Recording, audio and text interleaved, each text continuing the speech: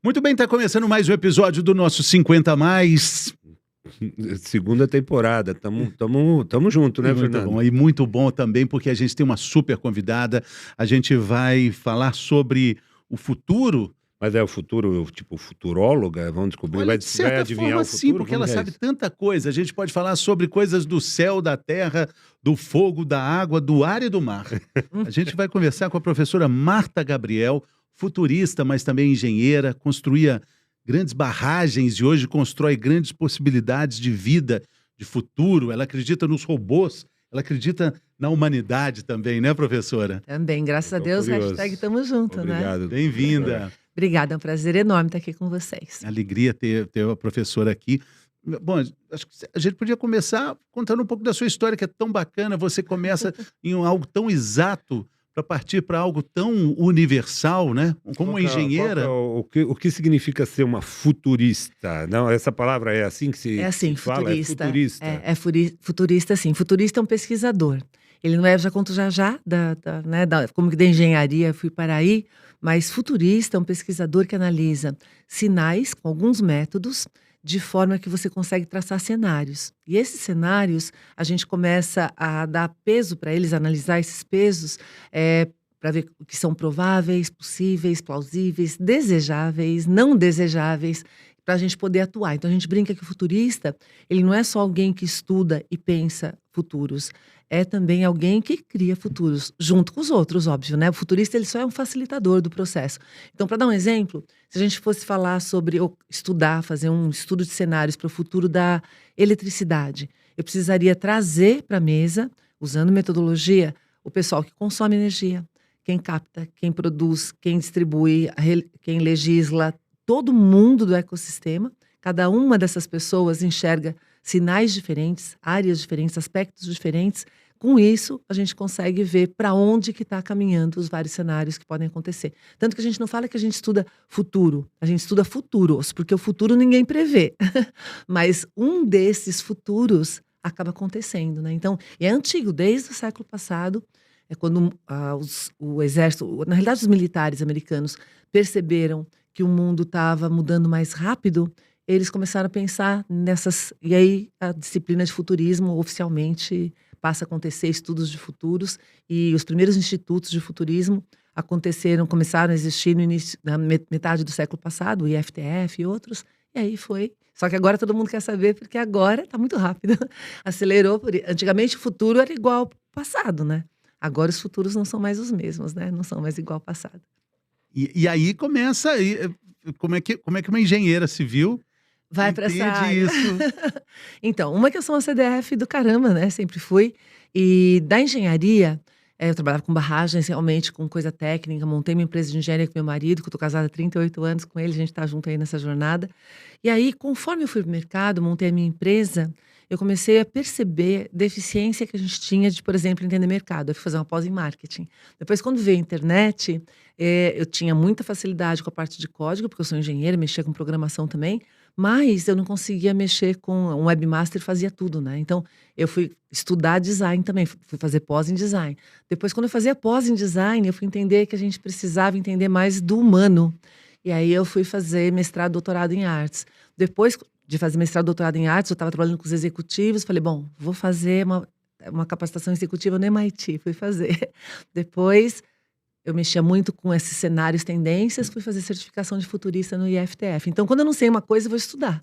E aí eu vou indo para onde a minha visão, as minhas necessidades vão direcionando, né? Meu coração, e eu indo para aquele caminho. Até para ter filho, eu fui ter que fazer curso, tá? De puericultura e preparação para o parto.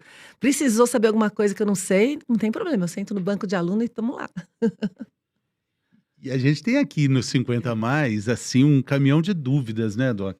Eu acho que uma das coisas que é engraçada é que conforme você vai ficando, a gente foi ficando mais velho, a velocidade das novidades acho que aumentou, né? É uma tendência que as inovações, a parte de tecnologia, ela anda numa velocidade incrível. Isso. E antigamente a gente olhava e falava assim, aquele tiozinho não sabe mexer naquele negócio, naquele computador, não Isso. sabe mexer na impressora. Eu me lembro quando minha mãe fez um curso de Windows, foi uma coisa interessante, que era uma senhorinha aprendendo a mexer no Word, no Excel e tal. Agora está chegando a nossa vez. Nós que não sabemos mexer em algumas coisas. Então, eu tenho uma fila de dúvidas, uma lista de dúvidas para falar com você, mas o principal, eu acho que a coisa que está assombrando bastante os 50 a mais é a inteligência artificial. Eu acho que é a coisa que mais está pegando. O que você acha, Fernando? Mas eu acho que antes tem algumas coisas que vêm caminhando nesse assombro, né? Porque a gente não chegou de uma hora para outra. Não, e é isso que eu ia falar, porque você disse que conforme a gente está ficando mais velho, está acelerando. Na realidade, desde o início da humanidade, a gente vem acelerando. Só que a gente vem acelerando numa curva exponencial. E aí o pessoal vai lembrar que o exponencial no começo, ele é bem lento, mais lento do que o linear. E aí ele começou a fazer virada no final do século passado, meados do século passado. E aí, especialmente no começo desse ano, a gente está assim, ó. E aí, desse século, a gente está fazendo assim. Quase vai chegar no Depois da vertical pandemia, praticamente. isso. Então, não é só para nós, para os jovens também. Então, essa dimensão que é a velocidade é a grande novidade da nossa era.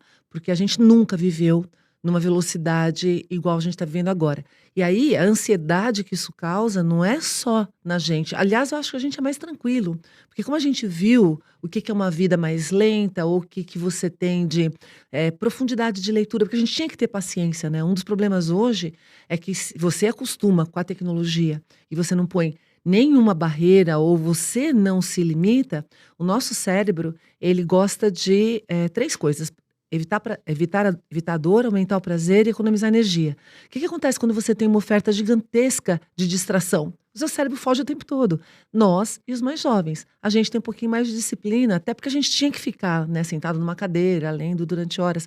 Então, assim, esse é um problema geral. E a inteligência artificial, a gente já sabe dela desde a disciplina oficial no século passado, na década de 50.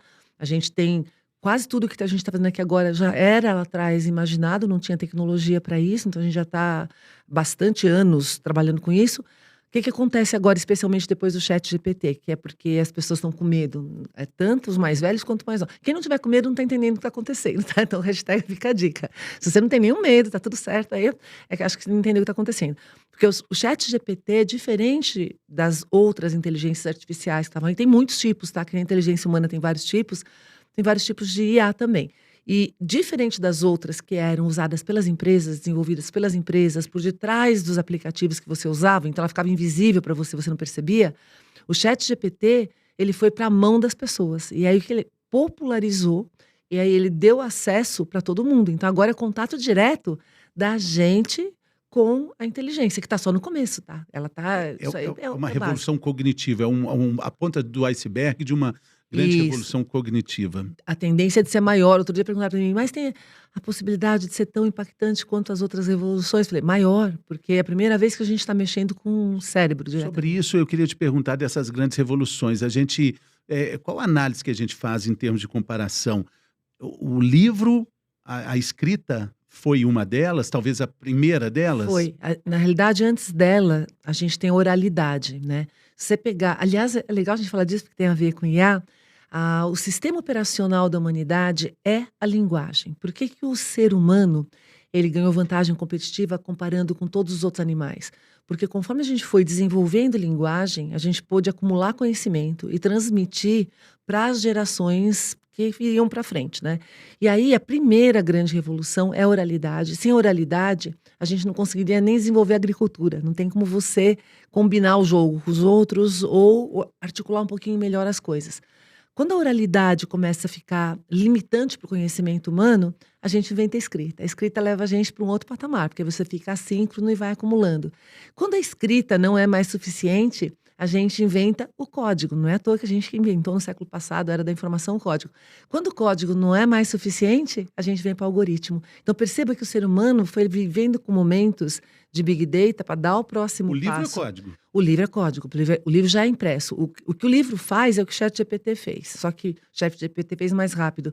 Ele popularizou a leitura. Então, o código da escrita, né? A escrita é um dos códigos, a linguagem... Tem uma frase do Wittgenstein, que é um linguista sensacional, que ele fala assim, que o limite da sua linguagem é o limite do seu mundo.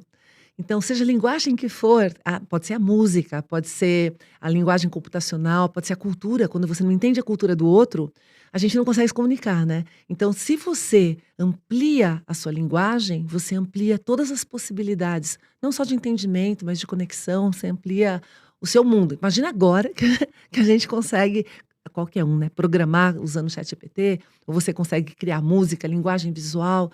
Assim, é realmente um momento como nenhum outro na história. Estou feliz que eu estou viva aqui. Entusiasmante, talvez. Né? Muito, Agora, muito. esse medo não é novidade, né? Se a Não. gente pensar no que o Isaac Asimov, quando fez As leis. as leis da robótica, Clarke. ele era de 1920, É. começo do século XX, né? Mas antes deles, né? Arthur Clarke, Isaac Asimov, os que falam de ficção, a gente depois até pode falar por que a ficção é mais distópica do que utópica, isso a gente pode falar depois.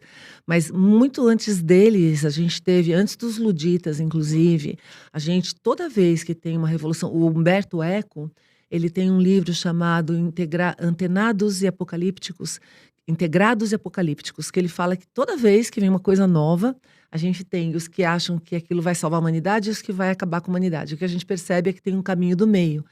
E qual é o grande problema que a gente tem hoje com a IA, na minha visão, tá? Se você for olhar para o passado, você devia ficar tranquilo, porque a gente tem números que mostram que toda vez que teve uma revolução tecnológica, foi criado mais emprego do que eliminado. Então, isso é um fato. A outra coisa que a gente já sabe é que nunca acontece o cenário apocalíptico e nem o super utópico, acontece do meio. O problema da IA é que, diferente, por exemplo, do carro, quando o carro veio, ele foi uma super revolução. Quando que você coloca leis, restrições, quando que você resolve problemas de segurança? Quando elas acontecem.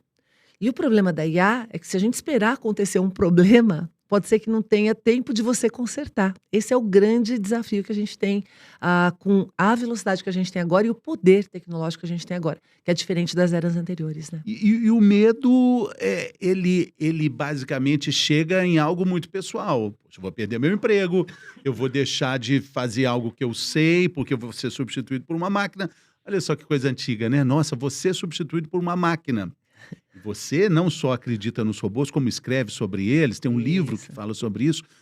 Agora chegou a hora da gente ter medo mesmo do robô. Eu não digo medo, mas eu tenho medo da humanidade, não é dos robôs. E aí eu vou explicar por que eu tenho medo da humanidade. Porque a partir da hora que você entra com a tecnologia, ela dá poder para alguns e ela pode tirar o poder. Quem não tem acesso não tem poder, né? Isso, ao longo da história da humanidade, quem que sempre foi que teve acesso à tecnologia? Quem tinha mais elites, né? Que acessavam e elas estavam. Você pegar, por exemplo, filhos de reis tinham educação de reis. Você pegar, a grande maioria das pessoas tem uma educação limitada. Então, o que acontece? Nesse contexto, né, da tecnologia entrando, quem tem poder está pegando as tecnologias mais poderosas possíveis. E quem não tem acesso não sabe nem o que está acontecendo, está no limbo. A gente está vendo aumentar a desigualdade no mundo já faz algum tempo, por causa da tecnologia. Tem alguns economistas que falam sobre isso. Nos livros eu falo também sobre esses economistas. E chega um grau que... Imagina que você não vai morrer. Então, vamos dar um exemplo. Imagina que você não morra mais. Eu não sei se vocês assistiram Altered Carbon. Um dos sonhos da humanidade sempre foi de não morrer, né? Ficar aí. E a tecnologia começa... Se eu não morrer em 15 anos, eu vou ficar aí para sempre, tá? Já tô hashtag fica a dica, tá? Se o mundo não acabar, em 15 anos a gente não morre ninguém mais. E aí, se você começa, quem tem poder fica, e quem não tem poder vai embora, a gente começa a ficar quase como Deus. Uma das coisas que... acho que é o Piketty, um desses economistas falam que a gente está vivendo um grau de desigualdade hoje que era o que a gente tinha antes da Revolução Francesa, antes da Primeira Guerra Mundial. O que acontece quando você dá muito poder para uns e outros começam a ficar sem poder nenhum? Revolução, de humano contra humano. E não é só a tecnologia que causa esse desbalanceamento, né? Mas o ChatGPT, por exemplo, popularizando, não é uma maneira de diminuir essa desigualdade? Eu acredito que não, vou dizer para você por quê. Antes de popularizar, ele já popularizou. Todo mundo que eu conheço que é minimamente intelectualizado, antenado, etc., está usando o ChatGPT. Para você usar, você tem que saber perguntar. Para saber perguntar, você precisa ter desenvolvido pensamento crítico. Para ter pensamento crítico, precisa ser educado. Você não, diferente da inteligência, o pensamento crítico, ele requer educação. Tem várias disciplinas que formam a base do pensamento crítico. Inclusive, se você não estiver balizando o pensamento crítico, moral, ética, valores humanos, Quanto mais inteligência a gente coloca no mundo sem humanidade, mais cruel a gente fica. Mas na Idade Média, por exemplo, ninguém sabia ler. Era uma coisa das nobrezas e dos padres, Isso, vamos que dizer assim. tinha o poder. E detinham poder. Isso. Então, é isso que levou à Revolução. Isso levou a um crack, porque tinha uma diferença muito grande. Isso que você está... Toda vez que você pode até não saber ler, porque naquela época não era poder saber ler, tá? Porque não tinha grande diferencial, era mais físico. A gente está falando de métricas de idade, até antes da Revolução Industrial, para você ter poder, o que você tinha que ter era físico, tinha que ser forte. Por isso que a visão de velho hoje, qual é o grande problema de ficar velho, a velhice? É a associação com obsolescência. Se você não ficar obsoleto, você é admirado. Se você não ficar obsoleto... Professor? Professor e fisicamente. Agora a gente pode fazer replacement de um monte de coisa. Então, antigamente, o que te dava poder era a força física. Era muito pouco. Era algumas pessoas que tinham intelectualização. A partir da revolução, especialmente da informação e agora da cognitiva, o que passa a realmente dar poder é mente, não é mais o corpo. E o corpo, inclusive, fica sujeito à mente, porque a gente começa a conectar com muita gente. Se você pegar uma pessoa aposentada de 30 anos atrás, ela estava isolada na casa dela. Ela não tinha... Hoje, todas as pessoas que estão aposentadas, elas são usuários de primeiro nível na internet, elas continuam estudando, lendo, fazendo. Por isso que a gente fala da Grey Economy, que a gente fala que está um poder grande dessa geração. E que não vai mais embora, por quê? Você começa a ter longevidade com possibilidade de qualidade de vida. E a gente pode voltar aqui para a questão de poder. Quem que tem qualidade de vida hoje? Já tem tecnologia disponível para você viver melhor, vitaminas, procedimentos cirúrgicos, etc. Só que para fazer isso custa caro. Um plano de saúde bom custa caro. Medicamento, vitaminas, custa caro. Então, de novo, se a gente começa a ter muita coisa poderosa disponível só para alguns, a gente aumenta a diferença do que a gente tem de poder. E a vida é o que limita, né? A morte é o Ela zera o jogo. Ela zera o jogo. Se a gente sobrepõe a ela, a gente vai ter uma nova barreira que aí vai ser intransponível, ou pelo menos por enquanto. Tem vários problemas com relação à morte. Tem um livro do Saramago que fala, ele era maravilhoso, né? De fazer algumas elucubrações de o que aconteceria se, que nem eu saio da cegueira, mas e se ninguém morresse? E aí ele vai mostrando que se ninguém morresse, como é que faz com os coveiros, como é que faz com quem fabrica caixão, como é que faz com... A gente está, não obviamente ainda nesse grau, mas a longevidade é um problema para planos de saúde, governos, para as previdências, aposentadorias, etc. E um outro problema que a gente tem, quando você morre, não importa quão poderoso você é ou rico, você passa o cetro para os próximos que estão vindo aí. Então você vai embora junto com todas as suas pensamentos, etc., e você renova o mundo. O que acontece? E outra coisa, os recursos do mundo ficam para a nova geração. Se você não morre mais, a gente começa, quem vai ficando, consumir também os recursos do mundo, que deveriam ser destinados para as próximas gerações. A questão da previdência social, né? Basicamente, economicamente, seria isso, né? Seria isso. E tem outras questões, né? Quando a gente fala do envelhecimento, a gente tem, e está acontecendo isso no mundo inteiro, algumas economias mais, né? No caso do Japão, hoje eu estava ouvindo uma matéria que a China, por causa daquela programa que eles fizeram nos anos 70, que podia ter um filho só, a China é um dos países que está tendo maior rapidez de envelhecimento da população e não tem reposição. E aí eles devem diminuir a população em função disso. Então, tem várias questões. O Japão já tem estudado mudanças na cidade em função do envelhecimento. Então, você muda a educação. Já há vários anos a gente tem a questão no Brasil invertendo a pirâmide, de entrar menos pessoas, menos crianças nas escolas, menos nas universidades e muito mais cursos de pós-graduação. Essa coisa da gente poder viver muito mais tempo, trabalhar muito mais tempo, lifelong learning, vai aprender pro resto da vida. Isso também são demandas diferentes, oportunidades diferentes para negócios, por exemplo, e desafios diferentes, né? A convivência das várias gerações. Professora, voltando, você falou do GPT, né? Você disse, é preciso saber fazer as perguntas certas. Nosso público está acompanhando aqui a entrevista, está pensando, mas quais são essas perguntas? É inevitável fazer a comparação com o Google, que é o grande oráculo, né? O Doc é médico, por exemplo. Quando as pessoas vão no seu consultório, elas fazem uma consulta antes com o Dr. Google. Eu costumo brincar que as pessoas têm à disposição a informação, mas elas não têm à disposição o conhecimento. São coisas Que é o pensamento que crítico. são coisas bem diferentes. Então elas chegam lá, às vezes, com tudo na ponta da língua e que chega a ser até meio ridículo, porque é uma coisa repetitiva, mas que não significa que ela entende aquele assunto. Isso. Só que eu acho que agora o degrau é um pouco diferente. Então, É- mas é a diferente. pergunta para o chat vai ser diferente da pergunta do Google Muito. e a resposta também? Muito, porque assim, ó, o Google, ele vai entrar com inteligência, estamos falando do Google tradicional buscador, tá?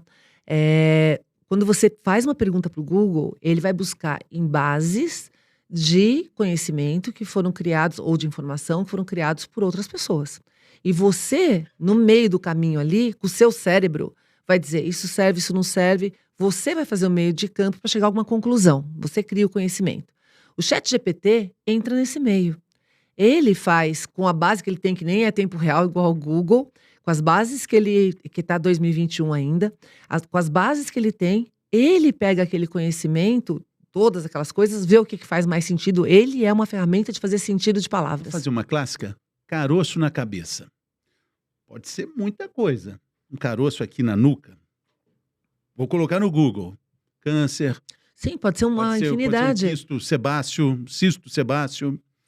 Qual a diferença da interpretação do Google pro... Não, é que o Google vai te dar links de vários lugares, que, por exemplo, um lá vai dizer, olha, o caroço na cabeça ou, né, alguma coisa. Uma lista de coisas. Isso. Ele vai Google. elencar uma Isso, lista. ele vai linkar uma lista. O outro vai dizer, ele vai pegar uma lista e vai seguindo. Estatísticas de pessoas que tiveram resultado benigno, maligno. O outro vai dizer, olha, eu passei por isso, é um depoimento de alguém. Você que vai ver, é um depoimento, é um dado científico, é um site que traz informações médicas, é um site que não sei o quê. Você que vai fazer isso. O ChatGPT, e esse que é o perigo, se você não sabe a ferramenta que você está usando, se você chegar para ele e falar, eu tô com um caroço na cabeça, ele pode fazer o melhor texto dentro disso que ele fez, e não necessariamente é um texto verdadeiro, e nem é o melhor texto para a área de medicina, porque ele não foi treinado para dar diagnóstico médico e dar apoio para médico. Então é até pior, porque o cara vai mais confiante ainda falar com você, tendo certeza. Eu queria muito falar sobre a telemedicina e sobre a medicina digital com você, porque realmente é uma coisa que está me preocupando muito, né? Mas antes eu queria te perguntar uma coisa. Você falou que se sobreviver a 15 anos não morre mais. Explica melhor isso para nós, por favor. Explico sim, ó. Eu acho que 15 anos dá para aguentar, Fernandão. O que você acha? Seria porque tem alguma data importante nesse Não. período? 2040, talvez Não. tenha alguma coisa? Tecnologia. Você não vai ficar imortal, mas amortal. Sabe o que é amortal? Você morre, você cai um piano na tua Isso, cabeça. exato. Mas se for morrer de De causas normais, não morre, não. Você não morre mais. Porque o que acontece? Ó, a gente já tem. É que as pessoas. Tem a ver com o antifrágil? Tem a ver com antifrágil, a tecnologia transforma a gente em antifrágil. A gente, só para, né, o conceito de antifrágil é mais do que resiliente. Resiliente é você aguentar. Eu tô aqui aguentando, mas não necessariamente eu estou me tornando melhor com os impactos que o mundo me traz, né? Eu tô tentando resistir e manter a minha performance. O antifrágil é quando você sofre um impacto, você analisar como que aquele impacto pode te fazer crescer, pode fazer você... Um exemplo que eu dou disso vocês vão lembrar quando a Hortência jogava e ela dizia que quanto mais o adversário batia nela, melhor ela fazia, mais cestas ela fazia. Então, a gente tem alguns aspectos de antifrágil. Mas de corpo e de mente, a gente não consegue brigar com a deterioração que o tempo vai trazendo. A tecnologia, por sua vez, ela consegue sim, e agora estão tendo tecnologias de reversão de idade. Não é só de você, para onde eu tô, né? Quero ficar aqui, que eu tô saudável ainda, tá tudo certinho. De você reverter a idade. E tem mais, a gente tem já há vários anos tecnologia de edição genética, por exemplo. CRISPR, que é mais perigoso que a IA, na minha opinião, de causar uma catástrofe ecológica. O CRISPR, você pode editar os seus genes para você, por exemplo, ter guelras, ou para você adquirir uma visão de cachorro, audição de sei lá o quê. A gente hoje está usando o CRISPR, está limitado para que você possa fazer algum tipo de alteração genética que corrija algo que você queira corrigir ou mudar, mas que não possa ser propagado para as próximas gerações. Porque você imagina se cada um de nós, com uma tecnologia fácil dessa, começa a editar o que a gente quer, e a gente não vê as consequências. A gente é um sistema complexo, que um faz afeta o outro. A gente pode causar uma catástrofe ecológica. Então, agora, fora isso, a gente está hackeando o corpo humano, não só o corpo, mas a mente, já desde o início da história da humanidade. E agora está pior, quer dizer, melhor, dependendo do ângulo que você fale. Olha só, Por que a gente inventou a roda? A gente hackeou as nossas pernas, a gente hackeou o movimento. Para que a gente inventou óculos, telescópio, microscópio? Hackeou a visão, a gente hackeou a forma de ver melhor. Microfone para você ampliar a voz. Todas as tecnologias, o avião para a gente voar, você está hackeando o movimento de novo. A gente começou no século passado com o hackeamento da mente, com algumas tecnologias, como, por exemplo, o sistema que joga xadrez. Ele joga xadrez melhor que qualquer um de nós, não tem humano mais que vença deles. E agora a gente tem sistemas que são muito melhores do que a gente, do que em algumas áreas. Então imagina você usar, hoje com a nanotecnologia, a gente tem um potencial para os próximos anos de fazer conexão de prótese, qualquer prótese, no nível muito menor com o nosso corpo, que hoje a gente tem um problema. Aí tem um doutor aqui que pode muito mais do que eu falar sobre isso, mas você faz essas conexões no nível molecular, no nível mais mínimo.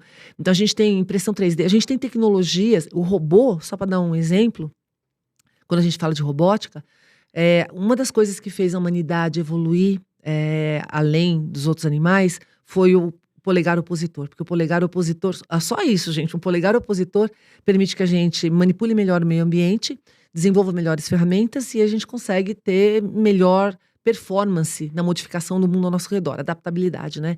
Você imagina, o melhor robô não é aquele que imita a gente. A gente quer um robô igual da gente só pra gente poder ter um robô social. Porque a gente é limitado de tamanho, essa pele que deteriora, que a gente não quer que deteriora, mas ela deteriora. A gente só tem 2 olhos. O robô pode ser nano e pode ser gigantesco. Ele pode ser de gel ou ele pode ser de um material hiper resistente. Hoje está com o robô no espaço, o robô na profundidade do oceano. A gente tem pouquíssima porcentagem do fundo do oceano mapeado, porque a gente não consegue chegar lá. O robô não precisa ter perna, ele pode rolar, ele pode voar. O drone é um robô que voa. O robô pode ter olho em qualquer direção, em qualquer...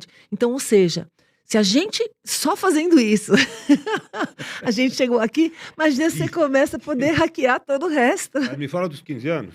Então, os 15 anos é porque, assim, a gente realmente está numa super evolução tecnológica. Inicialmente, era previsto que todas essas tecnologias convergissem para um cenário onde as máquinas fizessem tudo que os humanos, eu acredito que a gente vai se misturar com as máquinas, fosse 2045. Um estudo mais recente, de 2018, que o Fórum Econômico Mundial publicou, é previsto para ser 2060 agora isso. Só que em função da evolução do ChatGPT e em função das tecnologias da medicina, a parte de farma também, né? Não só a parte de equipamentos que a gente pode utilizar, a prótese, etc. Se você pegar os atletas paralímpicos, eles são muito melhores do que a gente em várias coisas já, porque você consegue a tecnologia te ampliar. Antes ela só te ajeitava no que você queria, agora não, ela te dá poder, que é o caso do ChatGPT. Então agora as previsões são muito mais rapidamente a gente chegar no grau dessas tecnologias. Tem um cara que chama Ray Kurzweil, que vocês já devem ter ouvido falar, que é um dos fundadores da Singularity University. Ele que é um dos propagadores disso do crescimento exponencial, apesar de ser uma coisa do século passado, o Buckminster Fuller já falava disso, mas na nossa era é o Ray Kurzweil. E ele era considerado louco há uns 20 anos atrás, porque ele falava que a gente ia conseguir entender como o nosso corpo funciona, para que a gente pudesse consertar tudo que estivesse estragando, que nem uma casa que dura 200 anos. O Ray Kurzweil já toma várias pílulas, etc., e usa tecnologia nele mesmo há bastante tempo. E isso era caro. Tem um milionário aí de 45 anos, não sei se vocês viram essa matéria, ele está usando 10 milhões de dólares, não sei se é por ano, para voltar para a idade de 18 anos. Algumas partes do corpo dele já estão com 22, outras partes ainda estão... Ele tem 45, tá? E ele está fazendo a reversão de idade. Já existem vários estudos nessa área de reversão de idade. Então, por que eu falo 15 anos, né? Porque se eu ficar aqui e aguentar 15 anos viva, as tecnologias que a gente deve ter nos próximos anos não só vão me manter, mas vão reverter provavelmente aquilo que eu tenho. Ou complementar o que eu perdi. Que nem a gente perde um dente, faz uma prótese. Perde, sei lá, alguma coisa, perna, você põe uma prótese. A gente vai começar a se misturar cada vez mais com essas tecnologias. E com as máquinas também. Então, é máquina nesse sentido. Acho que de o limite corpo. é a consciência na máquina, né? Hoje a gente tem um patamar, então, tem 3 níveis de IA, né? O primeiro nível é o narrow, o fraco, que é o que a gente está hoje, que a IA faz uma coisa por vez muito bem feita, que é o caso de jogar xadrez, ela joga xadrez melhor do que qualquer um de nós, ou dirigir o carro, etc. ou GPT, que fala melhor do que uma boa parte das pessoas para fazer uma redação. Depois, nós não falamos, eu não jogo xadrez tão bem, não dirijo tão bem, não falo tão bem, mas eu dirijo, falo, me movimento, eu faço tudo. Então, quando essas tecnologias começarem a fazer cross abilities, né? Quando elas começarem a fazer mais do que só uma coisa, elas vão aumentando em potencialidade e inteligência, e o próximo nível seria chegar no nível de inteligência humano, que tem essa autonomia e essa inteligência mais distribuída. Quando chegar nesse nível, ela pode até ser consciente ou não. A questão da consciência tem muito mais a ver com direitos, porque você não pode escravizar um ser consciente, você tem que começar a dar direitos para ele também, do que na realidade de poder. Porque se chegar na inteligência humana e a partir daí começar a construir outras máquinas, é quando a gente avança para o nível da superinteligência. Singularidade. E a singularidade é quando chega no nível humano. E a partir daí você não consegue mais prever as próximas etapas. Uma certeza a gente tem. Quando as máquinas chegarem no nível humano, a gente tem uma outra regra no mundo, uma outra funcionamento de mundo, as coisas totalmente diferente. Acho que pior, do que acho que é mais Altered Carbon. Eu acho que é mais, para mim, o Blade Runner do século XXI Eu não sei Altered vocês, Carbon. mas essas previsões do futuro me dão um pouco de angústia. Sabe? Mas é o que ela falou, quem não está angustiado com medo... Não está entendendo. Não está entendendo um nada.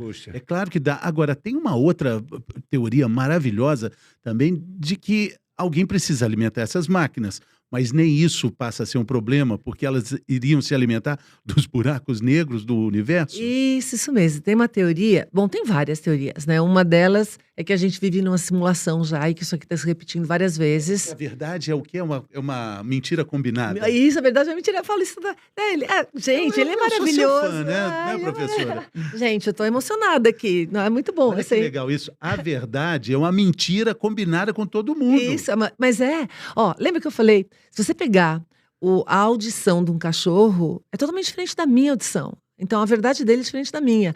A visão, se pegar uma águia, a águia enxerga o nosso rosto, a nossa pele na profundidade, que se você enxergasse uma águia, você não chegava perto de ninguém, só de a gente ver como que é. Então, tudo que a gente enxerga e vê, cada um de nós é diferente, vive realidades diferentes. Mas a gente tem uma boa porcentagem disso que todos nós falamos uns para os outros e a gente combina que a gente está entendendo a mesma coisa. O que acontece? Quando a gente começa a não precisar viver tanto nesse mundo aqui tangível, porque no tangível é dado que a gente tem algumas limitações, né? Se eu ponho a mão nisso aqui, a garrafa tá aqui, não tem jeito, eu não vou conseguir apertar mais, se vai pôr também, vai dar a mesma coisa. Quando a gente passa pro digital, o mundo material, ele é limitado e ele tem regras bastante bem estabelecidas. O mundo digital, ele é ilimitado, você cria dado até quando você não quiser mais. E ele tem as regras que você colocasse. Se você pegasse, por exemplo, eu lembro que no Second Life, eu fazia brincadeiras de fazer ilhas que tinham gravidade diferente. Aí o seu avatar tem uma outra relação com as leis da física. A gente teleportava, então você viajar de avião é uma bobagem quando você teleporta, né? Você vai querer fazer isso só se for... Então você começa a ter outros tipos de possibilidades e é até legal a gente falar uma coisa. Quando você está no mundo digital, aquilo é realidade também. Mas é a sua realidade. O que você está dividindo com o outro é só nos momentos de contato. Então a gente brinca que cada um de nós, quanto mais poderoso ficar no digital, mais cria uma realidade individual. E é isso que a gente fala que são os multiversos. Nós vamos ter cada um vivendo no paralelo aí e ter alguns pontos de conexão. É maravilhoso, né? Pode ser maravilhoso, pode ser... Então, por isso que isso da ansiedade, né? Tudo isso pode ser maravilhoso e tudo isso pode ser preocupante. Vai depender de como que a gente caminha nessa construção. A minha preocupação é que, como está muito rápido, a gente tinha que ter todo mundo discutindo isso, todo mundo participando dessa construção, porque isso é o futuro de todos nós, né? A gente está construindo o futuro de todos nós. Se você não tem todo mundo discutindo todas essas questões, né? Eu vou dar um exemplo. Uma das preocupações que a gente tem com a inteligência artificial é que ela aprende com os dados que a gente já tem aqui. E esses dados, eles são enviesados. Eu estava vendo uma pesquisa hoje que eles colocaram uma IA para analisar textos de como que são descritas mulheres e como são descritos homens, quando são analisados para vaga de emprego. As mulheres quase sempre são descritas por características físicas, aparência. os homens por virtudes. Então, um homem normalmente fala que é corajoso, é inteligente, é isso. As mulheres são, é bonita, boa aparência, é bom não sei o quê, papapá, ou não. Então, o que a gente está falando aqui? Isso é enviesado, né? Isso não interessa. Só que se você tem as máquinas aprendendo com dados e os dados estão enviesados, o que acontece quando você coloca isso numa coisa que é muito mais rápida, é muito mais poderosa para A máquina vai perpetuar o erro. ela Talvez. perpetua, ela escala, ela amplia. Tanto que eu brinco que assim, pode falar uma coisa que não é palavrão, é um pseudo-palavrão, vai. A gente fala que nas ciências da computação, qualquer sistema que você tem, a qualidade do resultado depende da qualidade do que entra, da qualidade dos dados de entrada. Então a gente brinca que é cheat in, cheat out, né? Então você tem que garantir que você está colocando coisa boa. O que a gente está fazendo agora? A gente está automatizando. Então eu brinco que é do not automate your shit. Não pode automatizar, senão a gente vai virar o quê? Um problema para a humanidade. Eu acho que nisso que você falou vem bem o que eu queria falar sobre a medicina e a telemedicina, que eu queria ouvir a sua opinião. O que acontece, e que eu vejo assim, um médico que ganha mal para atender por convênio ou no SUS, ganhando miseravelmente para atender, então ele, sei lá, ganha R$30 por uma consulta, ele atende assim, tá com dor de barriga? Endoscopia e omeprazol. Tchau. Tá com dor de barriga? Endoscopia e omeprazol. Tá com dor nas costas? Anti-inflamatório. Tá atendendo como um robô. Ele tá atendendo como um robô. Aí na hora que você pega e vai para telemedicina, o que você está mandando o robô fazer? É claro que o robô vai fazer isso melhor do que o médico. Só que isso não é fazer telemedicina. Não. Porque se a gente conseguir usar que o robô consiga, sei lá, ver que as costas do cara tá mais quente ali, ou se Isso. o hálito dele tem uma Isso. acidez diferente, ou se... Quer dizer, do jeito que está sendo feito a telemedicina hoje, pelos teleatendimentos, nós estamos perpetuando uma coisa ruim. Nós estamos pegando o que é ruim e fazendo ficar pior, porque o médico ainda pode olhar para o cara e falar, esse cara não está com a cara boa. E o robô nem isso vai fazer. Então, talvez faça. Esse que é a questão aqui. A mesma coisa que você está falando para a medicina aconteceu com a educação. Você colocar um professor remoto não significa que a aula vai ser melhor porque ele está fazendo de forma remota. Muito pelo contrário, você tem que ter outras habilidades. O que acontece quando você está na telemedicina? Se você tiver o equipamento correto com a pessoa, ou se você tiver um prontuário digital na nuvem, desde que a gente é pequenininho, a gente registra, e estão registradas todas as coisas que eu já fiz de exame, dores, etc., ele vai ter mais dados até do que um médico. Ele devia assistir o médico, em vez do médico ficar perguntando, você tem dor de barriga e toma um remédio tal, o médico veria, porque a gente nunca sabe... Eu tô falando quando eu vou no médico, né? Vira e mexe, eu esqueço de falar alguma coisa que eu tava sentindo. Eu acho que isso acontece com todo mundo. Muitas vezes a gente não sabe direito interpretar aonde que tá a dor, né? Outro dia eu fui ver uma questão do joelho, e aí, onde que tá? É quando você estica a perna, a gente às vezes não sabe. Então, se a gente tivesse tecnologia, para quem tá na ponta, medir essas coisas, o médico faria uma consulta muito melhor. Então, telemedicina pode ser só uma consulta remota? Ou pode ser todos os dados de prontuário? A telemedicina não pode simplesmente replicar o que já é ruim. Não. Exatamente esse que é o ponto. Isso, exatamente isso. A relação médica é uma relação humana, uma relação importantíssima, que se o robô tiver que fazer, ele vai ter que se esmerar para fazer, porque é uma relação que agora, para fazer aquela coisa superficial de aquilo, o robô faz melhor. O robô faz melhor, porque olha, a parte superficial... Nesse momento, o que a gente tem visto é isso. Então, mas e aí ficam inventando gadgets, assim, e agora eu consigo medir não sei o quê, a distância, blá, blá. Ok, tem o seu papel, tem gente que está à distância, que precisa, que não tem acesso, ok, mas transformar isso num teleatendimento superficial, nossa, isso aí vai dar um problema, que eu estou vendo já. Então, porque o que importa não é a tecnologia, é como a gente usa a tecnologia. Claro. E o grande problema é que as pessoas colocam toda a fé na tecnologia. Para começar, a tecnologia sozinha, se ela não tivesse desenvolvimento humano, pelo menos até a IA chegar no nível humano, ela regride, ela não evolui. Eu adoro estudar civilizações antigas, eu viajo para sítios arqueológicos. Se você olhar, aquilo ali foi tecnologia de ponta numa era tal que a mesma tecnologia que levou as pessoas a chegarem naquele desenvolvimento e tornou aquilo que nem Angkor, eu adoro Angkor Wat, né, no Camboja, chegou a ter 1 milhão de pessoas ali no ano 1000. Só que a mesma tecnologia que trazia água, esgoto, etc., ela trouxe um monte de gente e ela não deu conta as pessoas plantarem em volta, você desmata tudo que está em volta, não tem mais água, não tem mais chuva, o sistema colapsa. Então, o aumento de complexidade na tecnologia, ela depende do humano para continuar mantendo esse equilíbrio. Se a gente perde o equilíbrio, a gente regride. Pega os maias, incas, astecas, quanto conhecimento que foi perdido dos egípcios. A tecnologia não evolui sozinha, pelo menos até chegar no nível humano. E aí, nesse sentido, o que a gente tem visto é muita gente achando que você digitalizar é simplesmente colocar a tecnologia ali. A gente sabe que isso não funciona e nunca funcionou em nenhuma etapa da Tem que ter alguém história. para apertar o botão, né? Tem que ter alguém, não só para apertar o botão, porque agora a gente está num nível mais ainda complexo, é combinar o jogo com os outros. Quando o Elon Musk, o Harari, fizeram aquela carta pedindo moratória para o ChatGPT-5 ou para as linguagens, de grandes modelos de linguagem parar o treinamento, é óbvio que eles não acreditavam que as pessoas iam parar. Mas é para a gente parar para refletir e pensar, entendeu? O que a gente está fazendo? A gente deveria estar fazendo lição de casa aqui agora, consertando o que a gente já está fazendo errado, que é um monte de coisa, em vez de dar os próximos passos. E esses avisos são legais, por exemplo, hoje se fala muito em ESG, né? Por que se fala? Porque já se falou muito lá atrás e agora precisa de uma urgência, precisa de oficializar isso. ESG, ergonomia, sustentabilidade e governança. 3 coisas que são fundamentais para o trabalho, para a existência do ser humano hoje, né? No Isso mundo mesmo. corporativo e no mundo social, né, professora? Então, mas por que a gente já fala de sustentabilidade há um tempão, né? E no ESG a gente está falando de environment, a gente está falando de social, de sustentabilidade social e governança, porque sem governança, e aí é legal quando a gente fala da parte médica e das outras, sem governança você não consegue fazer a gestão dessa complexidade que está vindo aí. E por que a gente está falando tanto disso justamente a partir de 2022, que foi o ano que o negócio começou a bombar? Isso não é assunto novo, isso é assunto antigo. É porque 2020 teve pandemia.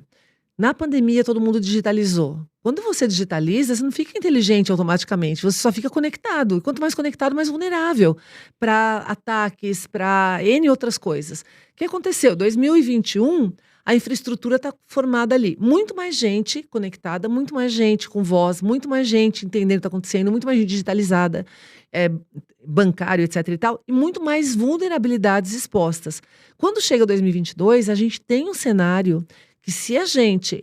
Por que a gente está falando tanto de ambiente, aquecimento global, toda a parte do social, inclusão? Isso são pilares da sustentabilidade, economia. Se a gente não resolver isso, tem cenários que mostram que a humanidade não chega lá. Igual os incas. Exato, desaparece. Então, quando a gente fala que a gente está preservando o planeta, não, fofos, a gente está preservando a gente. A gente mesmo. A gente Olha mesmo, só. senão a gente está se destruindo. Professora, aproveitando a frase do Doc aqui sobre a angústia, na verdade a palavra, né? Acho que é uma palavra que permeia tudo isso que a gente está falando aqui. Angústia, busca, procura. Quando a gente coloca a saúde mental nesse bojo, nesse caldeirão, o que a gente vislumbra? Remédios, psicodélicos, relações dançadas ou consertadas. O que existe aí? Porque a gente fala, poxa, o robô não tem cérebro, não tem sentimento. Talvez tenha, né? Talvez A gente vai ele casar tenha. com vai... Já tem gente que casou em 2018, já tem gente dizendo que estava feliz, hein? Casado e feliz Ou com vontade de com casar, a IA. hein? Fala Mas sério, robô hein? não tem sogra, tem? Então, tem vários. Quando. Não tem. Fala sério, meu cara tem que estar muito a fim de casar para casar com um robô, né? Não, mas Obrigado. é verdade a história de um japonês, Cunhado, 2018, não tem. que ele estava deprimido, e aí ele casou com uma IA, um holograma de um anime. E quando eu li a matéria, ele dizia que ele estava mais feliz, a depressão passou porque ele casou e chegava em casa todo dia à noite e conversava com a IA. Aí a gente pode fazer uma reflexão aqui, né? A gente fala da saúde mental na sequência, mas é assim, quando em 2008 foi lançado o iPhone, em 2007, 2008, teve um jornalista americano, Nicholas Carr, que ele falou que a gente ia se apaixonar pelos iPhones ou Pela pelos Siri. pelos celulares de maneira geral, né? E todo mundo achou aquilo um absurdo. E eu falei assim, gente, faz muito sentido, porque você não se apaixona por coisas ou por pessoas ou que te entendem, ou que buscam te entender, ou que te ouvem. O que está acontecendo agora? O ChatGPT é um exemplo disso. Você pode conversar. Outro dia, eu queria entender um pouquinho melhor ou discutir um pouquinho melhor opções. Eu falei, eu vou pegar algum livro que eu já li lá atrás e vou perguntar pro ChatGPT. Aí eu comecei a perguntar para ele da Divina Comédia. Cara, pergunta para ele. Falei, ChatGPT, por favor, coloque os principais pontos da Divina Comédia de Dante, explique os principais conceitos e as argumentações. Aí ele explicou, falou que é Dante com Virgílio, com depois eu falei, detalhe cada um dos infernos, cada um dos purgatórios, cada um dos paraísos. Depois, isso é uma jornada. Ele foi batendo papo comigo. Cara, a gente tá falando no comecinho disso daí. Quando eu assisti Hair, eu olhava e falava assim, eu me apaixonei pelo sistema operacional dele, que resolvia o problema de e-mails dele, mandava e-mail para o editor. Então, o que a gente está falando? Que se você pensar na evolução da humanidade, as máquinas, quando elas começam a conversar com você, e elas começam... Porque assim, a gente começou criando as máquinas, falando a linguagem delas. No começo era só programador. E eu fazia isso, fazia linguagem assembly, depois Fortran, COBOL, foi aumentando o nível da linguagem. E o nível que a gente está agora é a máquina falando a nossa linguagem. Então, é diferente, ela está conversando com a gente. Ela não tem sentimento ainda, mas... Ela pode ter no futuro, né? Mas não tem. Mas ela consegue ler sinais que a gente dá, que eu olho para o seu rosto, eu estou tentando entender, né? Vocês, as pessoas que... Ela consegue entender esses sinais e analisar muito mais dados meus para ver o que eu quero do que eventualmente um outro humano. Então, já há vários anos, existe uma linha que acredita que os humanos vão começar a falar mais com máquinas no futuro do que com outros humanos. Se você pensar em algumas coisas, a gente já faz isso. Por exemplo, você pergunta para alguém um caminho para algum lugar, ou você pergunta para o Waze ou para o Google Maps. Você nem deixa alguém te explicar um caminho, porque é impossível um humano te dar essa opção. A gente vai começar a fazer isso em várias outras coisas. Por isso que, conforme a máquina vai fazendo melhor as coisas que os humanos fazem, o que os humanos têm que fazer? O que a máquina não faz. E se misturar com ela. Então, isso que você está falando, se o humano está agindo que nem máquina, porque agora a máquina está até melhor, né? A gente fala que... eu tenho uma frase no meu livro que eu falo, se você não quer ser substituído por um robô, não seja um robô, né? Seja um humano que utilize, claro, que utilize o máximo daquilo. E o que vai acontecer, a princípio, quer dizer, eu vou dizer para você o que vai acontecer, quem sou eu, mas dentro da medicina eu vejo que fica um degrau muito maior, que fica uma medicina muito ruim. Você fala assim, não, mas é telemedicina, você tem acesso a um clique a hora que você quiser, a não sei o quê, mas tá fornecendo uma coisa muito ruim, porque o cara sair um pouquinho do padrão, ele não vai ter alento. Então, esse é o ponto. Mas aí a gente pode perguntar, nas consultas, essas que você falou, né, que são uma atrás da outra, também não tem. Então, aquilo que a gente falou, a gente está replicando algo que está ruim. Então, ao invés da gente consertar aquilo que eu falei, a gente está automate our shit. É isso mesmo. A gente está fazendo... tanto que uma das coisas que eu falo, está todo mundo preocupado com o futuro da inteligência artificial, a gente devia estar preocupado com o presente. A gente tem um monte de lição de casa para fazer agora, que a gente deveria estar organizando dados, estruturando. Outro dia eu fiz uma participação num podcast internacional em Portugal, era uma startup de IA. E aí, a última pergunta que a menina me fez foi, como é que a gente pode garantir que a inteligência artificial vai ser ética, humana, papapá? Eu virei para ela e falei assim, como é que a gente consegue garantir que a humanidade vai ser ética, humana, etc., do que está aqui? A gente ainda tem um monte de problema, um monte de sociedade, um monte de exclusões. Então, ou seja, a gente precisaria consertar antes de automatizar aquilo que a gente está fazendo. E aí, só voltando para a saúde mental... e aí é legal, eu queria muito falar isso, né? Porque a gente, quando está falando dos corpos e das mentes, a métrica da idade era uma métrica que tinha uma conotação ruim para a idade, porque você ficava obsoleto, corpo e participação no mundo. Agora o que vale é a mente. E a gente está vendo que os problemas de saúde mental acontecem em todas as idades. Não é mais só para quem tem um problema XYZ. A gente está tendo uma coisa generalizada. Sociais. Para todo mundo. Assim, não tem preconceito, né? Ou seja, todo mundo está sendo atingido pelo problema da saúde mental. E isso é uma coisa que já vinha acontecendo, que ficou um pouquinho mais falado na pandemia, porque a gente estava num momento de saúde, né? Recluso, menos contato com os outros, isso piora a situação. Mas se você for olhar... antes das mídias sociais, antes da internet, a gente vivia num ambiente que a gente conseguia entender o que estava acontecendo razoavelmente bem. A gente tinha jornalistas que traduziam, a gente tinha a coisa local e alguns momentos de notícias internacionais traduzidas por alguém que estava entendendo do assunto. Quando começa a ver as mídias sociais e a internet de maneira geral, você começa a receber informação de lugares que são totalmente descontextualizados, você não entende a cultura, você não entende o que está acontecendo, você não entende aquilo, mas chega a informação em você o tempo todo. Isso já começou a gerar estresse na gente lá atrás, de você não entender o que está acontecendo no mundo, gradativamente. A outra coisa que começou a acontecer é FOMO, Fear of Missing Out. Muita coisa simultaneamente para você escolher. Antigamente não tinha muita escolha, né? Você tinha que ficar lá entediado. Então, isso traz um estresse enorme. Aí a gente começa a ocupar esse Fear of Missing Out com mais coisa, que a gente pode colocar o que a gente quiser, com os streamings todos, de 5, 6 anos para cá. Isso entra numa escala ainda muito maior. E a gente não tem instrumentos para lidar com isso. Você precisa de disciplina para lidar com isso. Lembra que eu falei que o nosso cérebro, ele não tem nenhum comprometimento para te deixar feliz. O comprometimento dele é diminuir a dor, aumentar o prazer e economizar energia. Então, o que acontece quando você está tendo dor? Você tem que resolver um problema difícil. E aí você tem um monte de streaming ali, um monte de fugas que você pode fazer. Você vai para aquilo. Então, tem um livro do John Naisbitt, era um capítulo de um livro dele, ele falava das mega tendências para o ano 2000. Em 2001, esse capítulo virou um livro inteiro, que é o High Tech, High Touch. Em High Tech, High Touch, ele já falava, a gente está falando de 20 e poucos anos atrás. Ele já falava, uma das tendências que a gente tinha era intoxicação tecnológica. E quando você... Leiam, gente, ó, é tão atual quanto antes quanto é agora. Com a intoxicação tecnológica, você não consegue entender como a tecnologia está te afetando porque você não enxerga mais ela. E é da mesma forma que o peixe não enxerga água porque é onde ele está. E aí você começa a ter vários sintomas, e todos os sintomas a gente está tendo aqui. Por exemplo, a gente confunde entretenimento com lazer. Né? A gente pergunta, o que é entretenimento, o que é lazer? É diferente. Se você não tiver lazer, você não consegue aliviar a sua alma. A tecnologia, eventualmente, pode ser lazer, mas não é sempre, porque ela entretém o tempo todo. O entretenimento nem sempre é lazer. A gente está cada vez mais entretido, fica extremamente esgotado. Eu até brinco quando eu dou palestra, eu pergunto para as pessoas, quem aqui pegou uma série, maratonou e você nem gostava da série? E você fica no automático no próximo episódio, no próximo episódio.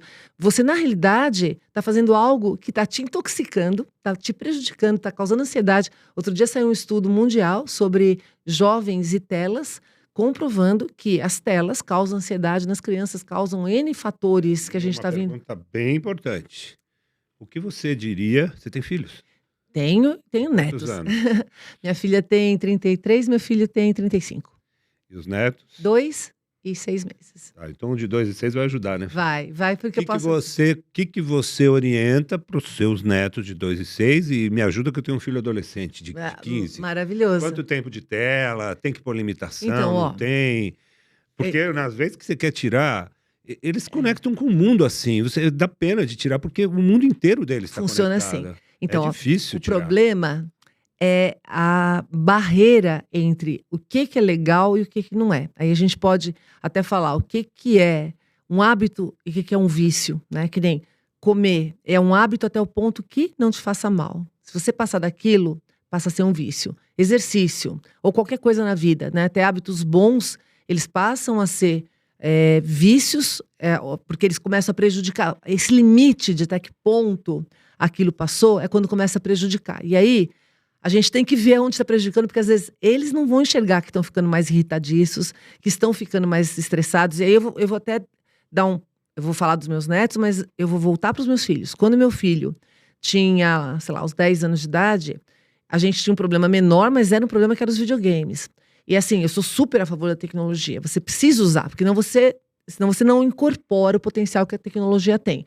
Só que tem que ter limite. Então ele tinha limite de jogar 1 hora por dia. E no final de semana jogar um pouquinho mais. De vez em quando virar à noite com os amigos. O que eu percebia? Os outros pais deixavam ficar direto na virada de noite, durante a semana. Se pegasse eles fora da rotina, que tem as coisas, você tem responsabilidades, eu tirava o videogame, punha no depósito lá do prédio. A hora que você voltar para o ritmo. Então, o pai e a mãe, os pais, são reguladores e a gente tem que ver os sinais que eles dão. Alguns mais, outros menos. No caso dos meus netos, o que está com 2 anos, a minha filha tirou 100%. Para você ter ideia, ele nunca viu uma tela. Ele não vê. Mesmo os pais diminuíram muito. E olha que eles são executivos de Big Tech, tá? Tanto o meu genro quanto minha filha.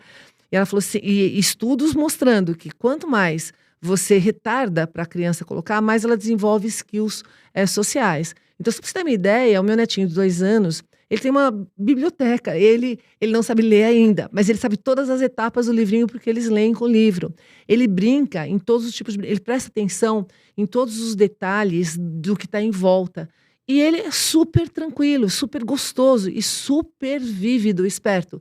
E agora que ela vai introduzir as telas gradativamente, ele nem se interessa tanto por elas. Obviamente que ele vai entrar na escola, a gente vai ver essa próxima etapa, mas nos primeiros anos de vida, depois é inevitável, porque eles vão estar com todo o restante.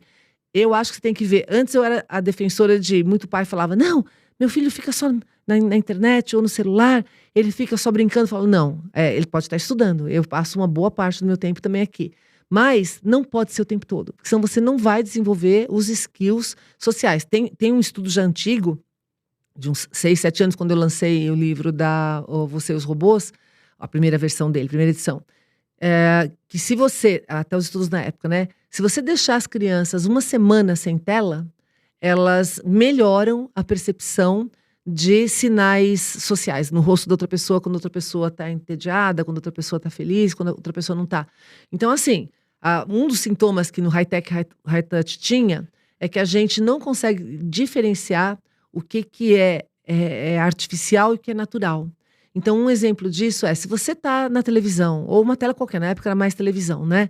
E está tendo um terremoto transmitido ao vivo, às vezes você está jantando e você não sente nada, você perde a conexão com aquilo, você não sabe.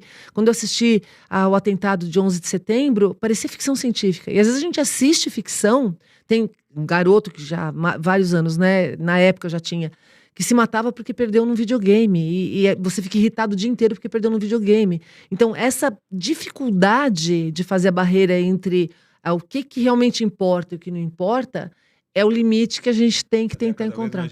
É difícil. Porque a aula é dada, a lição de Chega uma idade que aí não tem volta. Não, né? e é muita conexão, é o tempo todo. Tudo da vida deles passa pela tela.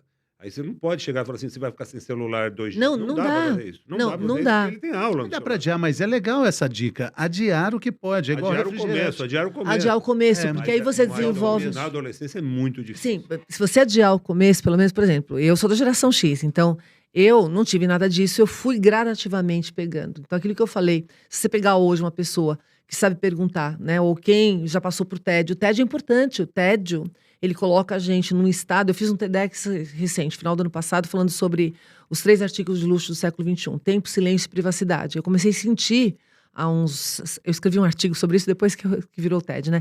Mas o TEDx. Se a gente for olhar, você não tem mais silêncio, você não tem mais tempo, porque está tudo com coisa, né? E privacidade que você nem percebe que está sendo tirado.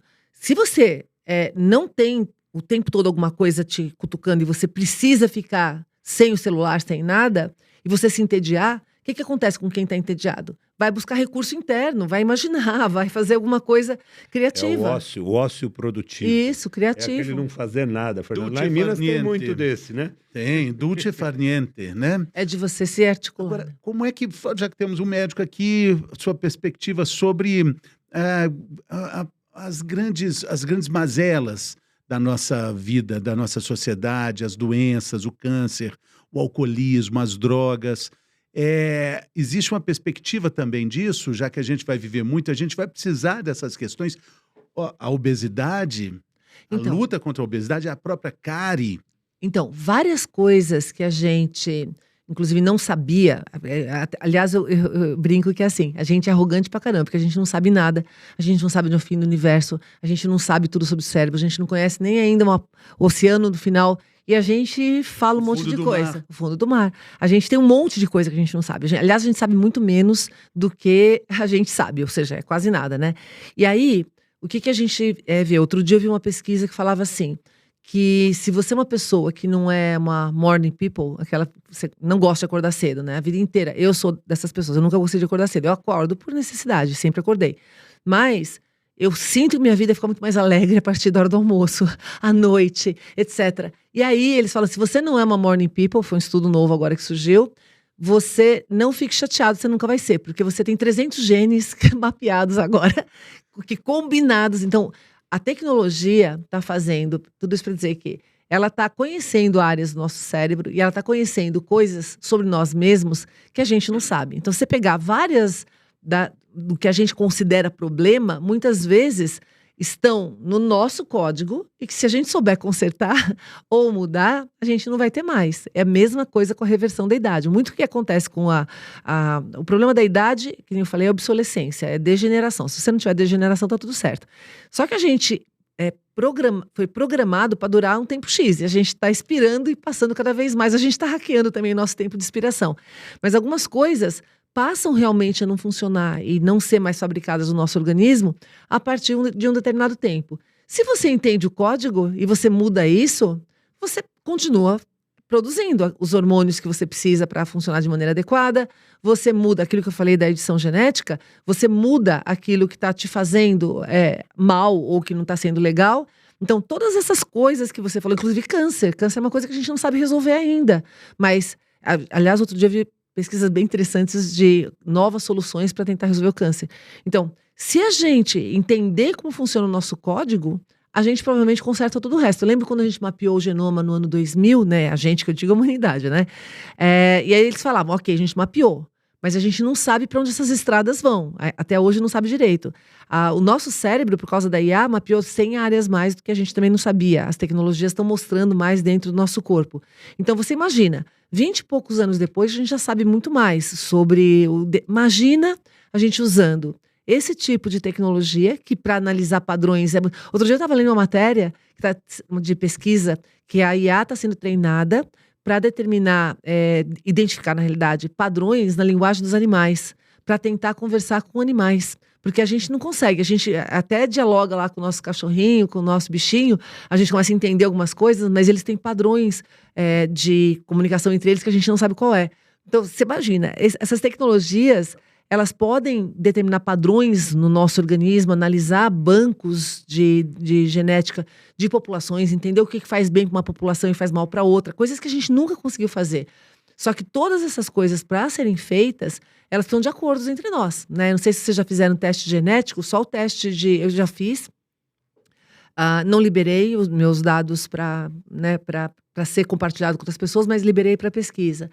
Só de você analisar no nível que está hoje a parte genética, eu não ia fazer, porque só para saber ancestralidade, etc. Mas um amigo meu fez, e aí ele fez o completo. Você consegue saber qual remédio, por exemplo, cafeína. Se você é mais sensível ou menos sensível à cafeína. Qual remédio das várias drogas que faz mais efeito para você do que o outro. Por exemplo, remédio para dor de cabeça. Então, você começa a entrar num grau de conhecimento sobre o corpo humano, sobre a gente, que vai para um patamar que você conserta tudo. E aquilo que estragar, que nem a gente está falando, né, de ser amortal, arruma e troca e substitui. Então, só faltou perguntar uma coisa. Nos outros planetas. O que tem nos outros planetas? É isso que eu estou te perguntando. Bom, eu acho que tem. Gente, olha, de novo que eu falei que eu acho que a gente é arrogante demais, né? Você acha que vai ter vida só aqui? Por que teria vida só aqui? Né? Agora a NASA liberou lá todos os documentários sobre isso. Por que só nós? Gente, é muita arrogância. Muita pretensão, né? Só nós. A gente vai fazer agora uma entrevista na sequência com o cantor, o compositor Marcelo Nova, que durante uma certa fase da carreira dele cantou com o Raul Seixas. E o Raul Seixas falava, como é que não vai ter vida enquanto eu sei que tem tanta estrela por aí, né? Isso. É uma frase dele, É não da isso. música dele. E é isso. Não tem como não ter, né? Nossa, o Carl Sagan tem um vídeo que é o pontinho azul no universo, não sei se vocês já viram, que é muito legal, que é o planeta Terra. Ele sai daqui, dá um zoom, e aí ele vai mostrando a gente, e ele fala, todas as guerras, todos os amores, todos os... Maravilhoso isso. Aí você vai... Todos os seus problemas, todos os seus dramas, todas Tá as nesse suas lutas. pontinho. Tem uma palestra Tá do ali, ó, Cortella que fala esse sobre isso cisco, também. uma das esse grão de primeiras vezes. areia. Isso. Quer dizer, É é esse muita grão de arrogância areia. achar Isso. que a gente é único, né? Isso, a gente não é nada. E aí eu vou até fazer uma analogia aqui, que é uma das coisas que eu fico pensando, né? Não sei se vocês assistiram os documentários que foram liberados depois pela NASA, que os momentos no século passado que mais apareceram OVNIs era quando a gente estava em risco de guerra, guerra de destruição do planeta, coisas mais danosas para a humanidade, né? E aí eu fico fazendo a comparação, com certeza tem seres mais evoluídos que a gente, como tem seres que são menos também. E aí eu fico fazendo a comparação, a gente com as baleias. Olha só, as baleias estão lá no oceano. Elas provavelmente não sabem que a gente existe. De vez em quando aparece um humano ali que eles iam entrar e o treco sair. E a gente está aqui do lado de fora fazendo um monte de pesquisa. No começo do ano eu fui para a Antártica, inclusive, para ajudar, inclusive mapeamento, sabe? Cada baleia hoje, onde ela está, quando ela volta, para onde que ela vai, etc. E a gente está com um monte de programas para ajudar as baleias. E a gente não deixa elas morrerem. Inclusive, os animais estão em extinção, a gente tenta proteger, preservar. Eles nem sabem disso. Então, por que não pode estar acontecendo exatamente a mesma coisa com outros seres? Gente, olha, é demais, né, Fernando? Vamos dar assim vontade de ficamos continuar puxando. indefinidamente, não é? Professora Marta Gabriel, que aula, que fantástico, viu? Que um grande gostoso falar com prazer, você. né? Todo meu. Ai, delícia, muito, gente. muito bacana, muito obrigado pela generosidade, pela Eu agradeço. gentileza aqui conosco. Valeu muito, né, Doc? Opa. Obrigada. Mas, ó, Maravilhosos. eu acho que tem que fazer um segundo episódio, viu? Sim, O maior Eu prazer. tenho muita falado coisa. que eu queria, Será não. que a gente vai voltar ao trabalho escrito? Vai voltar a ter letra? A gente pode, então, Né? vamos Tanta coisa. deixar uma interrogação para os próximos Vamos. episódios. Então, ó, gente, ó, vou voltar para a gente discutir mais coisa da Tá cabeça bom. ainda. Valeu, muito obrigado. Obrigada, Obrigado, gratidão, obrigado. gratidão, obrigada.